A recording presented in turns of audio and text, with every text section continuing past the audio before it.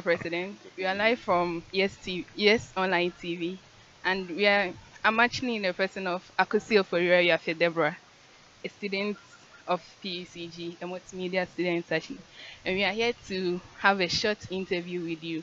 It's our privilege. It's also my privilege to be talking to you. So, Mr. President, what's the rationale behind the introduction of the master programs? Okay, currently, we have introduced 3 master's programs. And as I said, I am of the view that graduate studies program is what we need in this country. A number of the private universities, a number of the universities are running undergraduate programs. It's good to equip students with skills, knowledge at the undergraduate level. But if this country is really going to develop, then we need a lot more of the graduate studies program. We need to develop our students to the graduate level. And that's why we have introduced some of these programs.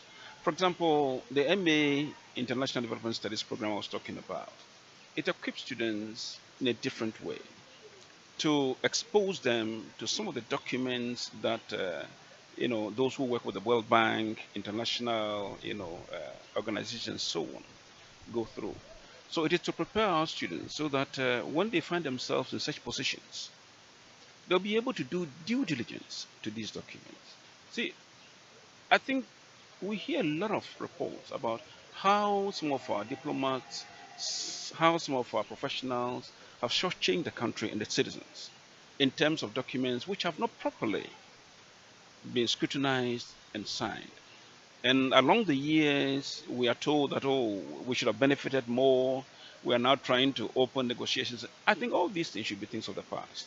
Going forward, we need to expose our students, especially at the graduate level, to some of these intricacies so that they'll be better prepared to protect the interests of the country.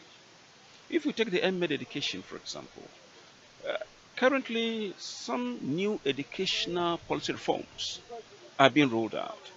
The free HSS is coming with its own challenges. This year, we hear there's going to be double intake. Within 4 years' time, all these students will be knocking at the door of the universities for admissions. We must get ourselves ready so that the universities in this country will be ready to absorb all these numbers that would be coming out of the senior high schools. And I think these are some of the things I was talking about.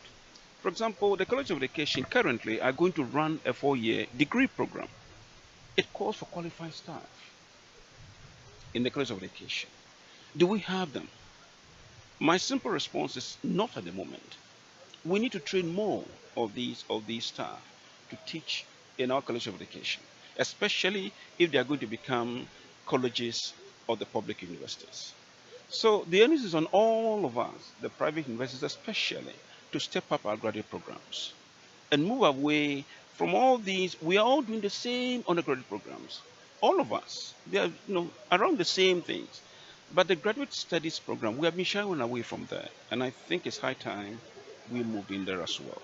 And this university started in November 2003. The main purpose of the church, to produce leaders who are Christ-centered, leaders who have ethical values, leaders who are patriotic, leaders who, when they are put in charge of affairs, will deliver, not thinking about themselves, but thinking about the country first. This is what the church really wanted to do. Christ-centered leaders.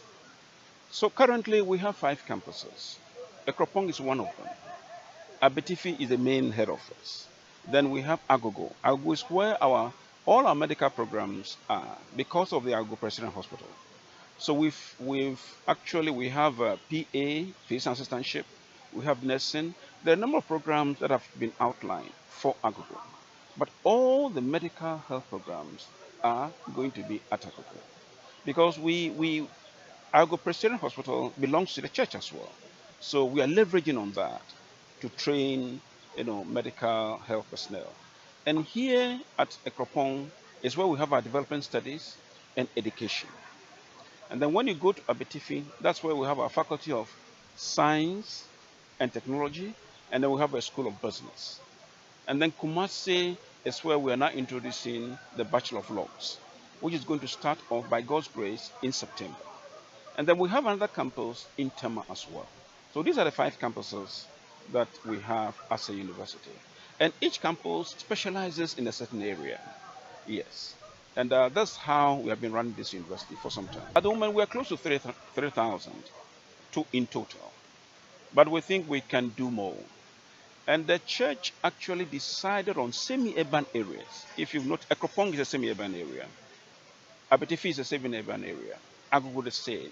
But it was with a purpose to also help lift the economic life of those areas. Because once you have a university campus, it is bound to impact the semi-urban areas. So that is why the church in its wisdom decided to go to these areas. But I must be honest, it comes with its own challenges as well.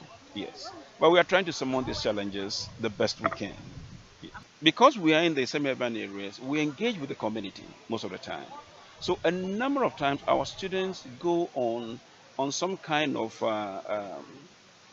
community work, voluntary work, just to interact with the students. For example, our PA students, business students, every year they go to do some kind of medical screening, in the rural areas, and where they find that some of the villagers need serious medical help, they bring them to Ago Hospital for the experts to really take care of them. So on every campus, students engage in community development. Yes. Every student in Presbyterian University College is introduced to entrepreneurship. Every student. And besides, each department, we engage with industry. They go on industrial attachment and so on to learn some of these things. So by the time they graduate, this entrepreneurial spirit would have been nurtured in them. And fortunately, there are a lot of changes that are also going on in the country that will also make a difference. I hear that if you are a physician assistantship student, and you graduate, once you are licensed, after being attached for 5 years, you can set up your own clinic. So there are opportunities that they can take advantage of. For example, our ICT students are exposed to things to do with creation of website and a whole lot of things that would equip them to be able to do things on their own. But one of the key factors is the entrepreneurship program that we take them through. Yes. All right. Thank you so much.